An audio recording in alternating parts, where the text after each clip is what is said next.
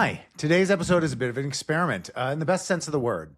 After Jon Peters saw the response to his episodes on Technically Creative and the sheer number of people who tuned in, he told me he wanted to do something different. An episode of his that's not about his hits or the headlines or all of the Hollywood stuff, but more about the stuff that actually matters to him.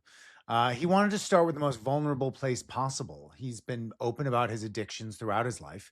And in this conversation, he goes straight to how love and sex addiction shaped his relationships, his choices, and some of the work he's done to get tools around it. So that's what this is. This is a conversation. It's straight from Jon. It's kind of guided by him, and he's calling it Hollywood Babble-On. So welcome to Hollywood Babble-On with Jon Peters. So this is a new engagement here. We're going to talk about some of the things that you've struggled with over a lot of your life. You've been very open about a lot of the addiction struggles and things like that you've wrestled with. But particularly how sex addiction has played into a lot of those struggles and how you've had to respond to that at various times in your life. Can you just give us first a broad overview of Yeah, I look, when we did your show on Kubrick, and we had 500,000 people tuned in, and I got excited that there may be an audience out there for me and for us and for all of us, and tackle certain subjects. Since I've made many tens of billions of dollars worth of movies and deals, and I've done almost everything there is to do 50 times. Academy Awards, every kind of award. The big thing that has always crippled me has been relationships.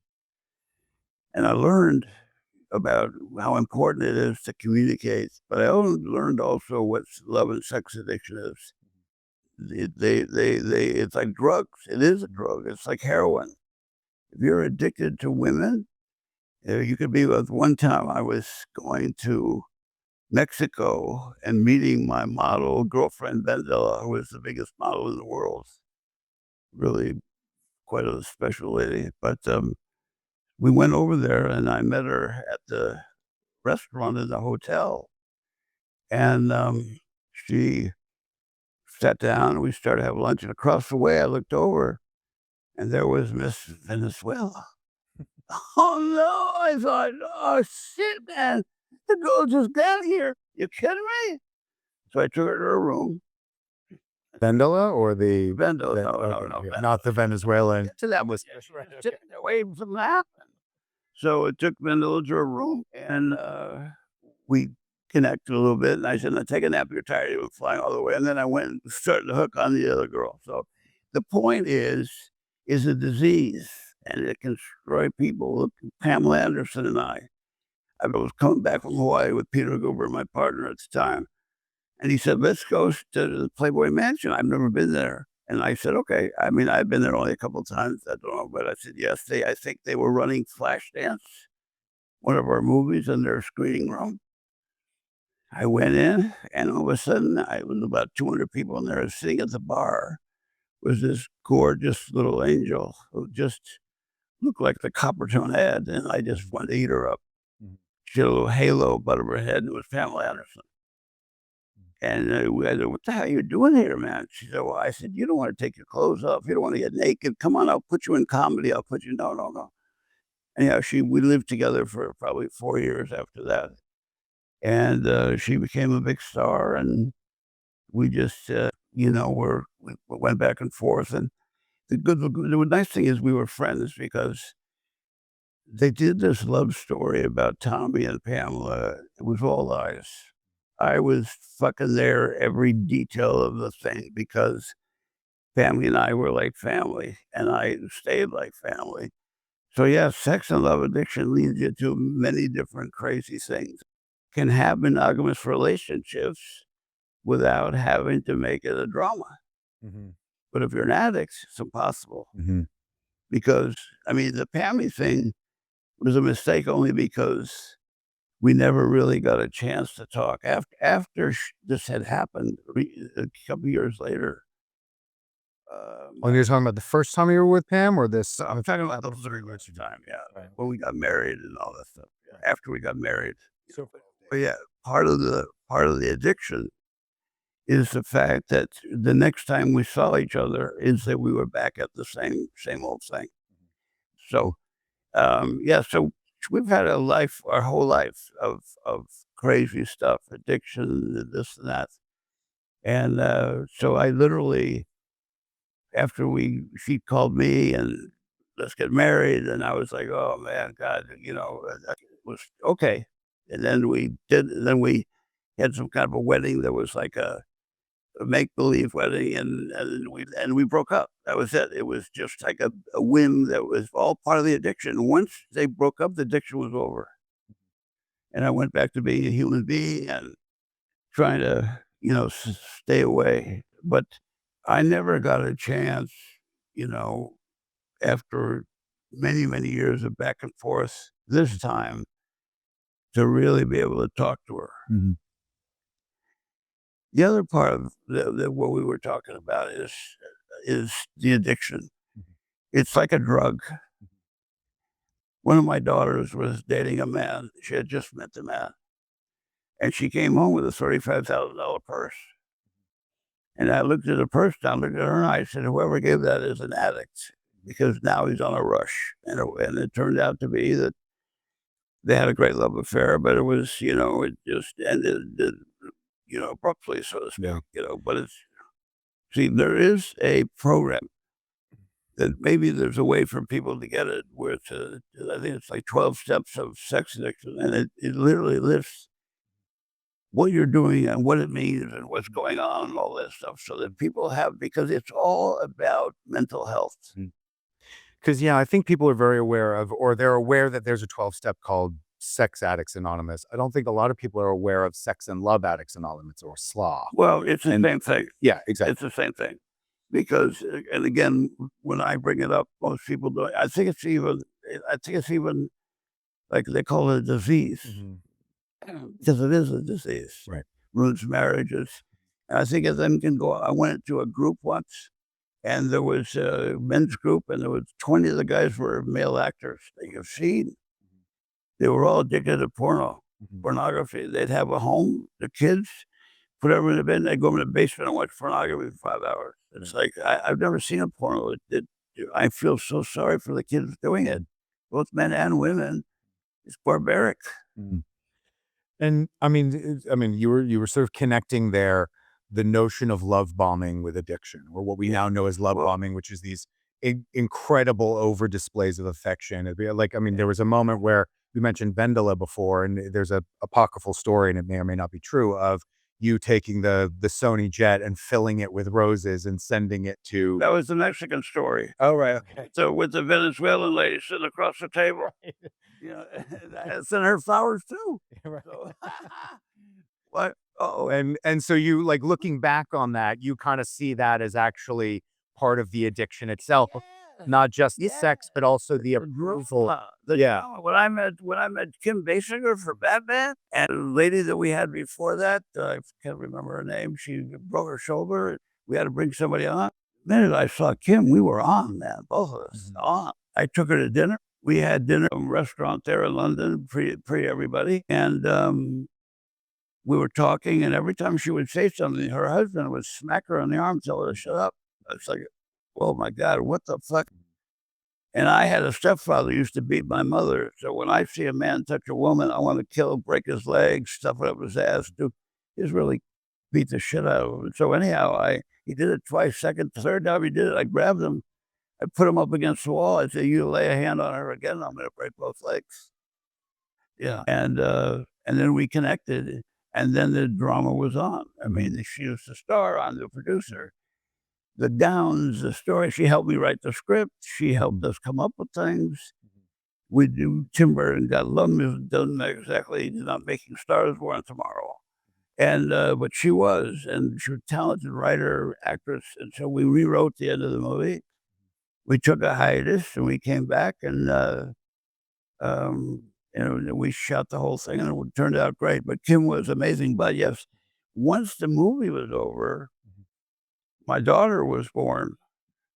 And, I was done with everybody and everything. I was focusing on Kaylee. Yeah.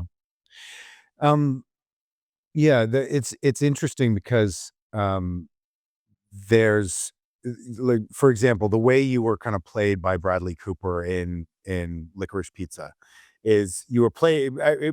I thought he played you as though you had a coke addiction, and what's Right. become clear, coke was never the problem. You were already amped. I You needed you down, came out of the womb down, amped. Yeah, exactly. You needed things to down. bring you down. Oh, I don't want to go up, Yeah. go down. Right.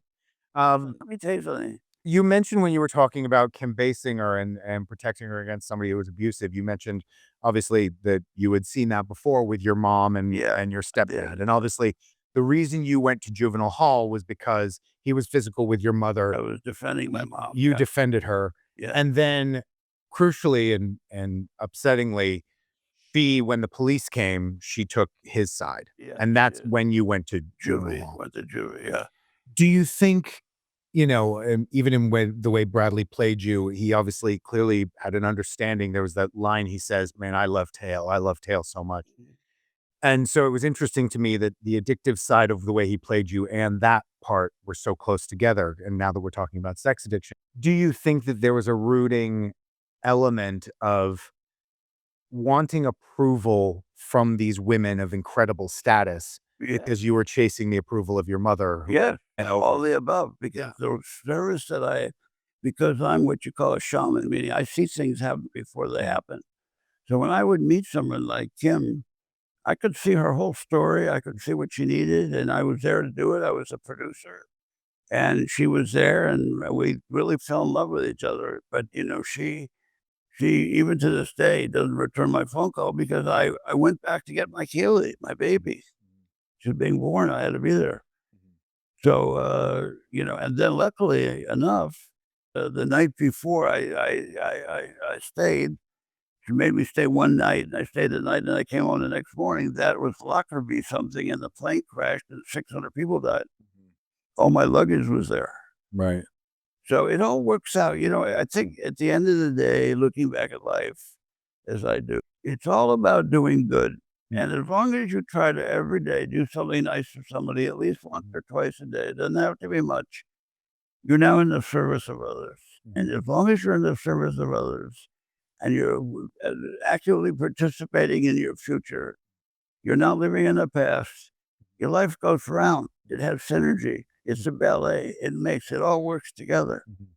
But you have to be able to, it's like for me, I never realized I was a sex addict. I just thought I always had the ability to have a lot of girlfriends.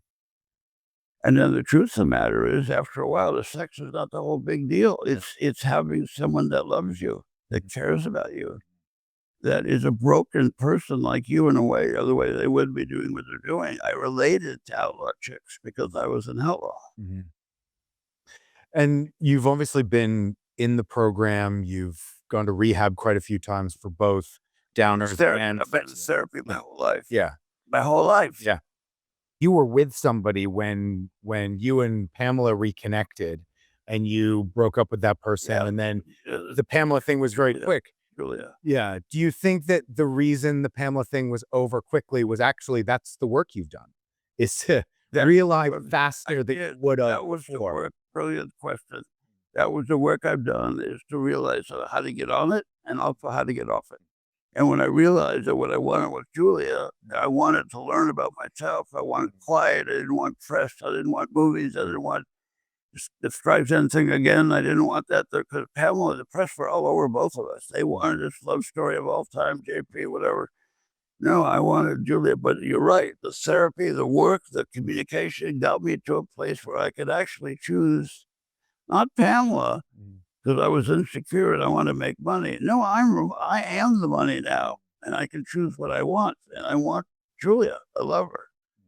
Would I have been able to spend time with Pamela and become friends and talk things through and all that stuff? Yeah, but unfortunately, it was an accident that I had wrote something that was supposed to be.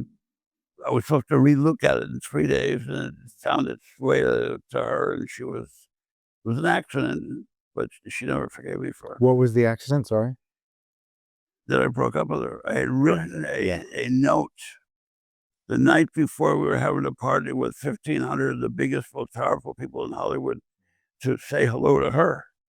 I written a note saying that I love you, I always have loved you, but I can't, I don't wanna do this, I don't wanna live in Canada, and I'm actually, it doesn't work for me, and please forgive me, and I didn't get into anything about Julia, but please forgive me. She got that just before the party. Right. She flipped her lid. I don't blame her. Yeah. She didn't say, "I forgive you," but still she doesn't talk to me. And the funny thing is, I said, "Do movies, you're talented, you're funny." My gift is I see stars, and I know how to make stars. I knew what to do with Pamela, you know what I mean? And if I had her now again, we'd do it again. I just see these things. But she's doing great. Her son, she's with her sons. They have a beautiful lake up in Canada, and she'll wrap it up at the end of the day, and maybe in the day she'll come back to me and just for help, and I'll show her how to make sure her money lasts her. You were first married at 16. I was married at 13. Right. Okay. Was it a legal marriage or was it Was I lied about my age? right. About 13. Right. And this was Henrietta? Henrietta Zambatelli, yeah. Right. And so Hey, Maria. right. So you lied about your age so that you two could get married. Was she older or was she the same age? She was an older woman. You guys were together and then you met Leslie Ann Warren. Yes. How did that because Happen. obviously you reached a point in your life where you were dating lots of different people and you were connected. You were then doing very well in Hollywood. You were then connecting with a lot of really big stars. You had lots of periods of time where you were connected to lots of people. But at the early stage, you were very much a sort of serial monogamist. You were with Henrietta. Yeah. Then you moved When to I Leslie Ann Warren. with a woman, I absolutely want to be a serial monogamist. Mhm. And as a matter of fact, this time that I've been with the lady that I've been with for 6 years, I've never cheated on her. I've never done that. But we're kind of broken up. So it's like we're still family, we're still close, but we're just, she's got issues that she has to deal with, and I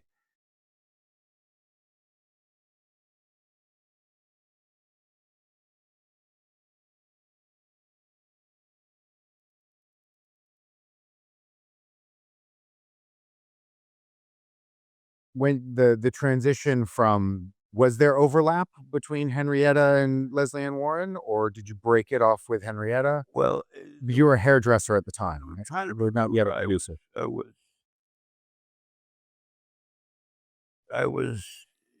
I was there was a couple of years in between. I had a beauty shop. Mhm. But you know what? I was more concerned about making money than I was women, because I always had, remember, I went to work every day Yeah. with 40 women sitting in my chairs with a little robe on, and, Mhm. you know, and I'm doing their hair. I'm always around girls all the time, naked, all this stuff. So it was not big a big deal to me. Not until I learned how to let the light in, so to speak, and open my heart did I realize what it means to connect with somebody. That cured my addiction. And so you meet Or arrested it. Put it that right, way. okay, and so you now have your salon. You're, presumably dating lots of people, lots of the women who are customers or, Yeah, that yeah. kind of stuff, yeah. And then you meet Leslie, and what Yeah. kind of changes there? I mean, she was obviously a big TV star. She was coming from Broadway Right. to New York to LA as a big star on Drat the Cat, I think it was, and she was the hottest thing in Hollywood, and I happened to be, the way the universe works, I happened to be over at this friend of mine, a client, Bobby Elliott, with Jack Elliott, her husband. He was a big consultant person, and Leslie was their friend and part of they were buddies, and I met her, and when I met her, I fell mad in love with her, that was it. And I knew she was special, and she was special, and she got bigger and bigger and bigger, and she just worked her whole life.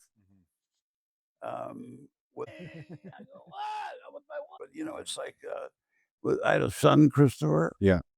and, that was really hard for me because I was trying to build something for myself, and I was trying to make money, and I was trying to pay the mother and do all these things, and it was, when I would pick him up, I'd have, like, anxiety attacks because it reminded me of being a kid in jail. It reminded me of I could see, I looked at him as a little kid, and it overwhelmed me. It was just way too much for me to handle. Yeah. Later, I get my dolls, my 2 daughters, and I'm good, been in therapy, worked myself, done my thing, gone through all kinds of stuff in my life, and then they became part of me, and we became this unit. And they became the stopping the addiction to women, because I had beautiful women there, my daughters. I didn't have to worry about tiptoeing in the night. Yeah. Yeah. I'm just checking you up. But so you felt ready to be a father then, and so the first time around, Yeah. you felt it was a responsibility you weren't ready Well, I for. wasn't ready, no. You really wanted to focus on, Yeah. building your businesses and building. Yeah. I had just moved into Beverly Hills. I had a SLAA in the Valley. Yeah. Opened a store in Beverly Hills. Yeah. We were doing good. Yeah. Lots of women. Yeah. It's where I met O.J. Simpson. And he used to come in my store and try to sit in a chair and look at all the girls go by. Yeah. Hit on all the girls. Yeah. They loved him. He was, they would, "Oh, O.J." Yeah. And then they'd run in, And a couple of years later, I'm with Vendela, who had flown in from Sweden for Sugar Ray Leonard's wedding. And we were at the table with Sugar Ray and all his big tough guys and everything, and OJ and me and Vendela. And he looked across the table at Vendela. He said, "Vendela," he said, "Sure, yes. If I fucked you, you'd be the skin color would be just John's color." I looked at him and I said, "What the fuck?" And I jumped at the cradle. They pulled me back. And I just said, "Meet me outside, OJ. Meet me outside. I'm going to kick the shit out of That's the most disrespectful thing anyone could say, you fucking punk." He chickened out. So we ended up all going home, and the thing was over. And about a week or two later, I was in the Cartier buying Kelly and Sky these little bracelets that they wanted. And all of a sudden, as I walked in, there was OJ standing there. The minute I looked at him, I to put my right hand out, and I was going to pull him in and hit him, bang, with a left hook like that, and I dropped him like a sack of potatoes. But all my legs, I'm crippled, I can't move. And he fell down like that. And then he was like, "I love all the Nicolette Sheridan." He brought her name up. I love all these Vendela. Oh my God, you've been with all these women. Hey, did we have to fight over it? Couldn't you just said hello? You didn't have to say, "Well, fuck my wife" in front of everybody. Yeah, man, I'm so sorry. See, when you look at the other side of it, and you see the sickness that people have, the disease that people have, you feel sorry for them. And Well, it gives you a lot of compassion. I mean, Yeah. I've been through the program myself, and it calms you down. It makes you understand why you do certain things, but then also it gives you a lot of compassion for the people who are still caught up in the addictions. but it was also more of a guideline, Dr. Joe Dispenza, much more than the program. The program's good, it makes sense and all that kind of stuff and everything, but for me, because when I make a decision, I make a decision. When I heard Joe Dispenza talk about, the spirituality, manifestation, I heard a story yesterday about a man who came here to meet with all of us, and one of the most legendary characters of Hollywood. And he sat here and he told us stories about Kirk Douglas, who said to him, "Son," this fellow said, what can you tell me?" And he said, "Son, always make sure you take care of the people behind you. And as you get to a place where I am after all these years and all my kids, you guys and everything else, I like giving people money. I like helping women that need help with money, because being a single woman and not being destroyed by a bad choice of some jerk is hard to do. Plus the fact that we have lots of people, that maybe 30 different families that we give money to, and we help to, my cousins and the saying, and the kids and the grandkids. There's a whole group of them going to Hawaii. We send everybody everywhere. I have bad knees, so it's really hard for me to move around. So I send other people, including yourself, places that I'd like to go, but I can't. But once you all go, it makes me happy. So the love and sex addiction has been in my life. And basically, at the end of the day, we're all looking for love. Well, Hollywood tends to attract people who are looking for approval. Everybody comes here to find their thing. And the easiest thing to do when you meet someone is think that's your thing. You have sex, you make love, you feel good, you like you're in love. And the next day, the guy goes, "Hey, man, out of here." So do you think there's a process by which actually all you really want is that early love bombing process of getting somebody to fall in love as well? And the moment they do, you're actually mentally gone. Yeah, well, I think that's the problem is not available. I think the most important thing is for anybody listening to this thing, and we're getting towards the end, is that you need tools. All these problems are going to be thrown at every couple in the world. You need tools. You need to communicate. You need to take responsibility. You have to realize there's a higher power. You have to believe in Course in Miracles. You have to believe that everything is a miracle. Every day is a miracle. I've been working on a script for 30 years, and we get a call. My daughters and I get a call from the writer that one of the greatest directors in the world wants to do this next movie. And bang, we had a miracle. And then things happen to me every day. We happen to all of us. We have to recognize those miracles. AA is fun. It's a little minor tool. It's good for at the beginning. For me, I used it, and yes, AA, but I also thank God. I thank the universe. I think everybody that wins always says thank God, and they do, and they mean it, because every time a miracle happens to you, it's a blessing. You have a baby, it's a blessing. You make money, it's a blessing. All these things are blessings in life. Yeah. And I think that that all of the women that my addiction led me to, I'm sorry. And it's like I had a beautiful love affair with Kim Basinger for what it was when it lasts. The thing. I've called her, but she won't call me back. She's hurt. A lot of these girls never get turned down by anybody, and I think that, like, Pamela is still mad at me. She won't talk to me, and we just never got a chance to talk. And That's great. You talked there about tools, and the Tools, different, yeah. the different tools. You talked about some therapy, yeah, experimental therapy Yeah. you had been through. What are the biggest tools that you've taken away from? I think the biggest tools that I've taken away from life in general is that we're warriors. That as long as we're right with God, meaning that we're not, there's nobody we're hurting, or there's no one we're doing, there's no one that we're fucking over in life, that everything is pretty much in a really good place. That's called God. That's peace in your tummy that allows you to go take on the jerks in life. I think that sleep is fucking really important. I have an oxygen machine that you put on at night, and I sleep like a baby. I close my eyes. Positive thinking before you go to bed at night, so you can get in bed and kind of have this ladder that you see of good things that you do that put you to sleep.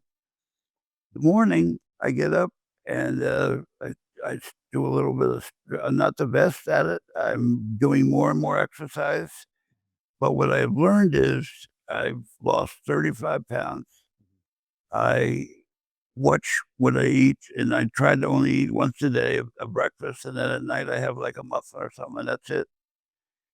And I think that if you're not actively participating in the future, you're living in the past, meaning I'm working on a million different creative things, and people need to stay busy.